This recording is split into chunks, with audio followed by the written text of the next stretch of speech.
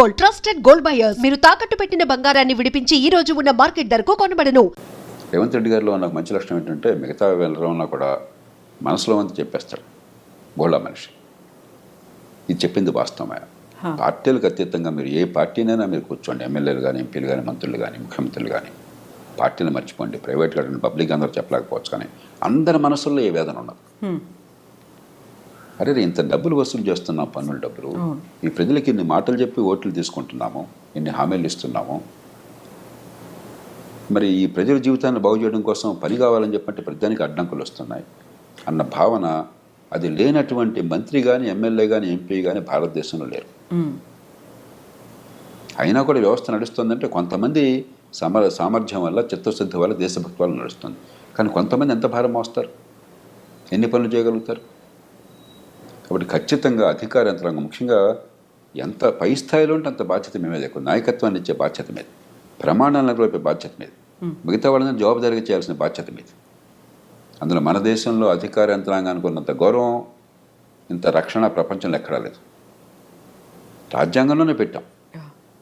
ఒకసారి ఉద్యోగం వచ్చాక ఆ జీవితం పొడుగుతా మీకు మీరేం పని చేయకపోయినా కూడా ప్రమోషన్లు గ్యారంటీ, టైం బౌండ్గా పదోన్నతులు గ్యారంటీ, పదవులు గ్యారంటీ. అలాగే ఉద్యోగం నుంచి తీసిన దాఖలా దాదాపు ఏమి ఉండవు. మీరు ఎంత అసమర్థులైనా, ఎన్నో సందర్భాలు అవినీతి ఉన్నా కూడా ఏం జరగదు పెద్దగా. ఊరికే 2 నెలలు ఎవరన్నా ఉంటే 2 రోజుల కోసం మాట్లాడతారు అంతే, ఇంకేం జరగదు. అన్ని కీలకమైన ఉద్యోగాలు మీ చేతుల్లోనే. అది ఎలాగో ముఖ్యమంత్రులకు కూడా తెలియదు ఎందుకు అలా జరిగిందో. కార్డర్ రూల్స్ అని పెట్టేసి, కార్డర్డ్ పోస్ట్ అని పెట్టాను, కార్డర్డ్ పోస్ట్ అని పెట్టేసి రకరకాల రూపాలతో ప్రభుత్వాలకు కూడా అర్థం కాని రీతిలో కీలకమైన పదవులన్నీ మీకే. మరి సమాజం ఇంత గౌరవాన్ని, ఇంత రక్షణని ఇచ్చినప్పుడు, నెత్తిని పెట్టుకున్నప్పుడు మిమ్మల్ని, ఈ సమాజానికి మనమే ఇస్తున్నాం తిరిగి. ఆ రకంగా చూస్తే ఒక చిన్న ఉదాహరణ, హైదరాబాద్ నగరం నీళ్లు చూడండి. వేల కోట్లు ఖర్చు పెట్టి ప్రజల పన్నుల డబ్బుల్లోంచి మనం లేదా అప్పులు తీసుకొచ్చి గోదావరి నుంచి, కృష్ణ నుంచి లిఫ్ట్ చేస్తున్నాం. దేశంలో ఏ నగరానికి లేని సౌకర్యం హైదరాబాద్కు ఉండదు. మంచినీళ్ళ విషయంలో 2 మహానదులు 2 పక్కన ఉన్నాయి కాబట్టి కృష్ణా, గోదావరి, మరి చాలా వేల కోట్లు ఖర్చు పెట్టి అక్కడి నుంచి లిఫ్ట్ చేసి ఏర్పాటు చేసాము, నీళ్ళు వస్తున్నాయి. ఆ నీళ్ళలో 45% నీళ్లు మన ఇంటికి రాకుండా మూసిలో కలిసిపోతున్నాయి. ఇంతకంటే నేర సమాన నిర్లక్ష్యం ఇంకేమన్నా ఉందా? ఒక పేద దేశంలో ఇన్ని వేల కోట్ల రూపాయలతో నీరు అక్కడి నుంచి ఇక్కడి దాకా తీసుకొచ్చి ఆ వడ్డీలు కడుతూనే ప్రభుత్వాలు బోడంత సతమతం అయిపోతూ ఉంటే ఆ నీళ్ళు ఇళ్ళకి చేరట్లేదే, మళ్ళీ మూసిలోకి వెళ్ళిపోతున్నాయి. పెద్ద ఎక్కడికి చూడక్కర్లా, అన్నమంతా చూడక్కర్లా, 2 మెతుకులు చూస్తే చాలు. వెరీ రీసెంట్గా కూడా చూసాం సార్, హైడ్రా తవ్వకాలకి సంబంధించి పెద్ద వాటర్ పైప్ లైన్ పగిలిపోయింది అనే మాట. అట్లాగే ఇన్ని వేల కోట్లు ఖర్చు పెడుతున్న విద్య కోసం అని చెప్పాను. గుండె మీద చేసుకుని చెప్పానండి, మా పాఠశాలల్లో పిల్లలకి ఏ కుటుంబం నుంచి వచ్చినా కూడా ఖచ్చితంగా మంచి ప్రమాణాల విద్య అందుతోంది, వాళ్ళ ప్రతిభ వికసిస్తోంది, ఎదిగే అవకాశం వస్తుంది. మీరు చెప్పనండి ఒకసారి, నేను ఛాలెంజ్ చేస్తున్నాను మిమ్మల్ని బహిరంగంగా. ఎంత అధ్వానమైన చదువు అందుతుంది, ఇంత డబ్బు ఖర్చు పెడుతున్నామే. 25-30 వేల కోట్లు, 30 వేల కోట్ల దాకా తెలంగాణ ఖర్చు అవుతుంది. అన్ని రూపాయల్లో పాఠశాల విద్య కోసం అయ్యే ఖర్చు. అంతా కలిపితే 21 లక్షలు, 22 లక్షలు ఉన్నారు పిల్లలు గవర్నమెంట్ స్కూళ్ళలో. ఏం విద్య అందుతుంది? ఎందుకు అందట్లేదు? ఏదైనా పట్టుకోండి, మీరు ఏ రంగమైనా పట్టుకోండి. ట్రాఫిక్ ఉంది, ఎందుకు నరకం అవుతుంది? అక్కడ రెడ్ లైట్ ఉంటే జర్హన్ వెళుతుంటే వాడి మీద ఏమి రకమైన హారన్ మోగించుకుంటూ, తిట్టుకుంటూ. కాబట్టి ఏదన్నా చూడండి, మన జీవితంలో రోజువారీగా మనకు కావాల్సింది ఏదన్నా చూడండి. ప్రజలు నరకం అనిపిస్తున్నారు. ఎందువల్ల? ఇది కేవలం రాజకీయ నాయకుడు బాధ్యతనా? రాజకీయ నాయకుల్లో తప్పులు లేదని అంటే రోజు నేను విమర్శిస్తుంటాను. తప్పులు ఉన్నప్పుడు రాజకీయ వ్యవస్థలో తప్పులు చాలా ఉన్నాయి, కానీ రాజకీయ వ్యవస్థ అడ్డుకొని అనేక సందర్భాల్లో కూడా మంచినీళ్ళు అందరికంతా ఏర్పాటు చేస్తే ప్రభుత్వం ఎవరు నాకు కాదంటారండి? మంచి విద్య అంతా ఏర్పాటు చేస్తే ప్రభుత్వం ఎవరు నాకు కాదంటారండి? ట్రాన్స్పోర్ట్ సిస్టమ్ బాగా ఇంప్రూవ్ చేసి అందరికీ సౌకర్యం కలిగిస్తే ఏ ప్రభుత్వం నాకు కాదంటుందండి? వేరే విషయాల్లో జోక్యం చేసుకోవచ్చు, వాళ్ళ లాభం కోసమో వాళ్ళ స్వార్థం కోసమో. ప్రజలందరికీ మంచి సౌకర్యాలు కోసం ప్రజలు ఇచ్చిన డబ్బుతో సరిగ్గా అందజేస్తే ప్రభుత్వానికి కీర్తి వస్తుంది, ఓట్లు వస్తాయి కదా. ఎవరన్నా కాదంటారా? ఏ మంత్రులన్నా కాదంటారా? ఏ ఎమ్మెల్యేనా కాదంటారా? కాబట్టి ప్రతిదానికి రాజకీయం వంక పెట్టి మధ్యతరగతి వర్గాలు రాజకీయంలో వాళ్ళని తిడతారు కాబట్టి భారవంతం వాళ్ళ మీద వేసి నపం పెట్టేసి మనం కూర్చుంటే అది ధర్మం కాదు. ఎందుకని సార్ సమన్వయ లోపం అనేది ఉంటుందా ఇటు ప్రభుత్వానికి ఇటు అధికారులకి మధ్య? లేదు, కొన్నిసార్లు మనం చూసాము ప్రభుత్వం, మంత్రులు లేకుంటే ముఖ్యమంత్రి, క్యాబినెట్ అంతా ప్రెషర్ అంతా వీళ్ళ మీద పెడుతున్నారు, లేకుంటే మేము చేసినట్టుగా మీరు చెప్పినట్టుగా మీరు పని చేయండి అనే మాట, ఆ తర్వాత బ్లేమ్ అవుతున్నారు. కాదంటలా, కానీ ఆ మాట అనే అర్హత ఇప్పుడు వస్తుందంటే మీకున్న పరిధిలో మీరు చాలా సమర్థంగా పనిచేసి ప్రజలకు ఫలితాలు ఇచ్చినప్పుడు వాళ్ళకి నచ్చకపోవచ్చు, ఏమండి ఇలా కాదు ఇంకోటి అంటే మీ మాటకు గౌరవం ఉంటుంది. ప్రధానంలో నో అన్న మాటే మీ నుంచి వచ్చి మీ నుంచి ఏ పని కాకుండా ఉండి ప్రజలకు పనికి వచ్చేది జరగకుండా ఉండి మీరు ప్రధానికి నో అంటే వాడి నుంచి గౌరవిస్తారు మిమ్మల్ని? ఎన్నికైన వాడమే ఒత్తిళ్ళు ప్రజల నుంచి చాలా ఉన్నాయి పొద్దున్న సాయంత్రం దాకా. కాబట్టి ఈ వంక పెట్టేసి రాజకీయంలో ఉన్న వాళ్ళని తిట్టేసి మనం కూర్చుంటే ఎట్లాగా? ఈ సమాజం ఎంత గౌరవాన్ని ఇస్తుంది, ఎంత పోషిస్తుంది మిమ్మల్ని. ఇందాక నేను కొన్ని ఉదాహరణలు ఇచ్చాను. వీటిలో రాజకీయం ఏది వద్దని చెప్పండి నాకు. వీటిలో ఏ ఒక్కటైనా సరే ఒక ముఖ్యమంత్రి కానీ ఒక పార్టీ నాయకుడు కానీ ఏ పార్టీ ప్రభుత్వంలో ఉన్నా సరే మీరు ఇది చేయవద్దయా, ప్రజలకు అసౌకర్యం కలిగించండి, ప్రజలకు రవాణా వద్దు, ప్రజలకు మంచినీటి సరిగ్గా అందొద్దు, మురుగునీటి పరిధులు సరిగ్గా అవుతాయని వాడు చెప్పాడా? కాబట్టి రాజకీయంలో తప్పు చేయట్లేదు నేను అంటలా, కానీ కొన్ని రంగాలు దొరుకుతుంది చట్టబద్ధ పాలన లేదు, నిజమే. ప్రధానంలో రాజకీయ జోక్యం ఉంటుంది పోలీస్ కేసుల్లో, నిజమే. పక్కన పెట్టేద్దాం, దానికి ఏం చేయాలో ఆలోచిద్దాం. కానీ అదేం లేకుండా చాలా రంగాలు ఉన్నాయి. అక్కడ మీరేం చేస్తున్నారు, ఎందుకు చేయటం లేదు? అంచేత ఎవరినో బాధ్యులుగా చేస్తే లాభం లేదు.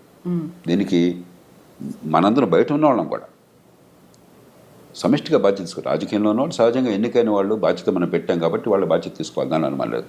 కానీ పాలనా యంత్రాంగం, న్యాయ వ్యవస్థ, పత్రికా ప్రపంచం, మరి ప్రభుత్వాలు బయట ఉన్నటువంటి కాస్త కూస్తో పలుకుబడి అంటే మనందరం నాది కూడా నేను కూడా బాధ్యత తీసుకుంటున్నాను, నా తప్పకూడదని నేను అనుకుంటున్నాను. అంతేకాకుండా ప్రతివాడిని వాడిని చూపెట్టేసి వాడు తప్పు చెప్పేసి ఇది తప్ప. ముఖ్యమంత్రి గారు ఆవేదన నిజమైనది, దేశమంతా ఉన్నది, సహేతుకమైనది. ఖచ్చితంగా పాలనా యంత్రాంగంలో మౌలికమైన ప్రక్షాళన కావాలి, మౌలికమైన మార్పు కావాలి.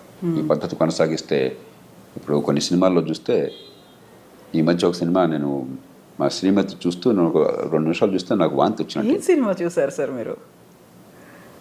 వాడు అధికారిని వేశారట ఎన్నికల కోసం అని చెప్పని, వాడొచ్చి బస్తమే సవాలని చెప్పని, నువ్వెవడవయా ముఖ్యమంత్రివి, లేకపోతే నువ్వెవడవయా మంత్రివి, నేను 35 ఏళ్ళు ఉంటాను, నేను అంత తెలుస్తాను అంటాడు. అది నిజంగా జనం తప్పట్టు పడతారు గొప్ప అనుకుని. ఇదే ప్రజాస్వామ్యం, ఇదే అధికారుల అహంకారం, ఇదే రాజ్యాంగం. మనం ఒక చాలా విచిత్ర వాతావరణాన్ని సృష్టిస్తున్నాం ఈ దేశం. నాకు ఇది వాంతి వచ్చింది అది చూస్తే. దీనిలో అసలు ప్రజాస్వామ్య స్పృహ ఏంటి, రాజ్యాంగ స్పృహ ఏంటి, మంచి పరిపాలన గురించి అవగాహన ఏంటి, ఇదే మన ప్రజలకు చెప్తున్నది. ఎంత అజ్ఞానాన్ని మనం పెంచుతున్నాం ఈ దేశంలో.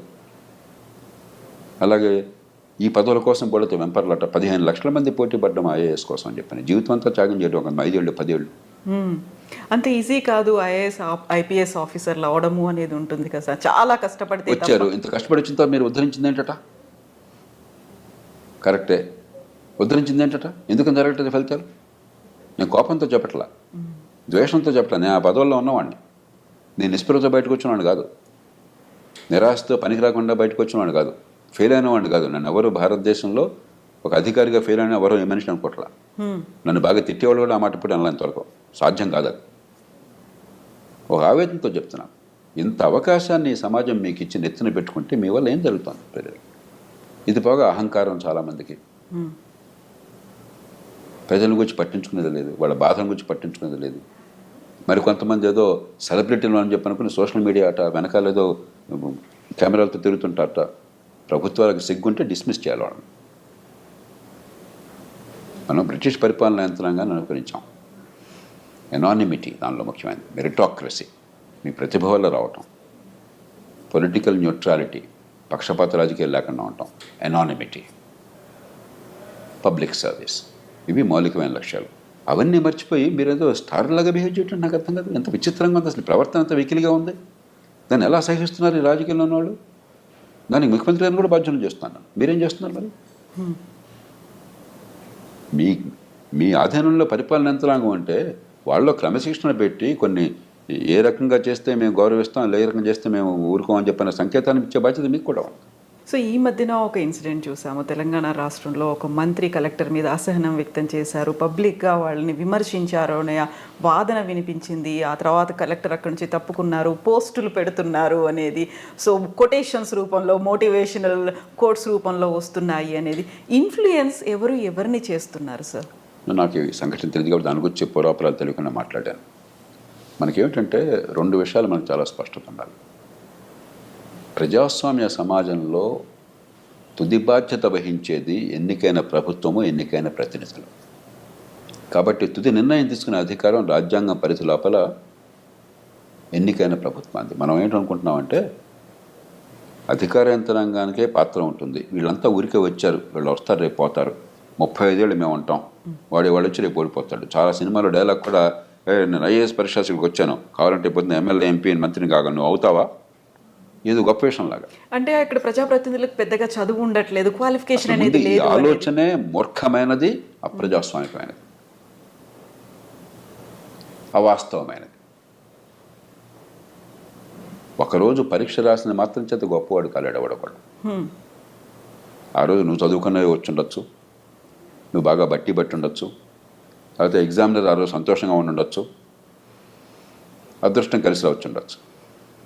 అంత మాత్రం చేత గొప్పవాడిని అనుకుంటే అది ప్రజాస్వామ్యం ఎట్లా అవుతుంది? ప్రజలు తమ సమ్మతితో అధికారాన్ని కట్టబెడితే ప్రజాస్వామ్యం. ప్రజలు పాలించేది ప్రజాస్వామ్యం. ప్రజలు పాలించేది వాళ్ళు ఎన్నుకున్న ప్రతినిధుల ముందు ఆ గౌరవం ఉండాలి. తప్పు చేస్తే ప్రతిఘటిద్దాం, కానీ ప్రజాస్వామ్య వ్యవస్థ పట్ల గౌరవం లేకపోతే, రాజ్యాంగ విలువల పట్ల గౌరవం లేకపోతే, ఎన్నికైన ప్రతినిధులను అగౌరవపరుస్తుంటే అది ప్రజాస్వామ్యం కాదు. ఏ అధికారికి అహంకారం కూడదు.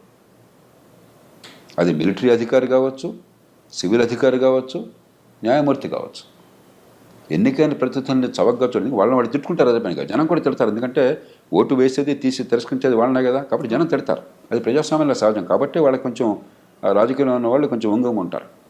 దాన్ని అలుసుగా తీసుకుని ప్రజాస్వామ్యాన్ని అవమానిస్తే, ఎన్నికైన వాళ్ళు చాలా చులకనగా చూస్తే గడ్డిపోచలాగా, అది ప్రజాస్వామ్యం కాదు. అది ప్రజలకు అర్థం కావాలి. ఏ ప్రజాస్వామ్యంలో స్వేచ్ఛను అనిపిస్తున్నా ప్రజాస్వామ్యానికి మూలం అర్థం కావాలి. రెండోది, సరైనటువంటి సూచనలు, సలహాలు మీ అనుభవంతో, మీకున్న పరిజ్ఞానంతో, మీ నైపుణ్యంతో ఇచ్చే బాధ్యత మీది. తీసుకుంటారా సార్ అప్పుడు ప్రభుత్వం? అది సైలెంట్గా చేయాలి, బహిరంగంగా కాదు. నిర్ణయం తీసుకునే తుది అధికారం వారిది. పొరపాటు నిర్ణయం అయినట్టయితే, అది రాజ్యాంగ విరుద్ధం అయితే ప్రాణ వడ్డీ ఎదుర్కోవాలి. మీరు జరగకుండా ఆపాలి. రాజ్యాంగబద్ధమైనంత వరకు, చట్టబద్ధమైనంత వరకు మీకు ఒక జడ్జిమెంట్ ఉంది, అది మంచిదని. కాదని ఇంకో జడ్జిమెంట్ వారికి ఉంది. తుది జడ్జిమెంట్ వారిది. అమెరికా లాంటి దేశాల్లో కూడా ఒక్కసారి ప్రభుత్వ నిర్ణయం తీసుకుంటే అది పబ్లిక్ పాలసీ అనేది కోర్టులకు జోక్యం చేసుకో. పబ్లిక్ పాలసీ చేసే బాధ్యత ఎన్నికైన ప్రభుత్వానికి. మీరు ఇక్కడ కూర్చుని బాగోగుల నుంచి అధికారం మీకు లేదు. విమర్శించవచ్చు ప్రజలు, చట్టసభలో విమర్శించవచ్చు. ప్రజల దగ్గర మళ్ళీ పోయి తప్పు నిర్ణయాలు చేశారు, ప్రజలు అన్యాయం చెప్పచ్చు. లంచం ఉంటే మనం కోర్టులో శిక్ష వేయచ్చు తప్ప, దురుద్దేశం ఉంటే శిక్ష వేయచ్చు తప్ప, వాళ్ళకు అధికార పరిధిలో నిర్ణయాలు చట్టబద్ధంగా తీసుకుంటే దాన్ని కాదనే హక్కు ఎవరికి లేదు, విమర్శించే హక్కు ఉన్నది. సార్, ఇక్కడ ఇంకొక వాదన ఉంటుంది. ప్రభుత్వాలు మారినప్పుడల్లా అక్కడ ప్రభుత్వంలో ఉన్నటువంటి మంత్రులు, మంత్రివర్గం, సీఎం అందరూ పోతారు. ఏదైనా నిర్ణయాలు తీసుకున్నట్టు మాత్రం బాధ్యులు బలయ్యేది అధికారులే అనే మాట సార్. ఒకటి ఖచ్చితంగా పార్టీలు, ప్రభుత్వాలు తప్పన్నది. మనకి 100 మంది అధికారులు ఉంటే నిజంగా పనికొచ్చే వాళ్ళు, ప్రజలకు చేయగలుగుతున్న వాళ్ళు 5-10 మంది ఉంటారు. క్షేత్రస్థాయి వదిలేద్దాం, జిల్లాలో వదిలేద్దాం, బట్ రాష్ట్ర స్థాయి, జాతీయ స్థాయికి వచ్చేసరికి మీకు పనికొచ్చేవాళ్ళు కొద్దిమంది, ఇంతమందిలోనూ.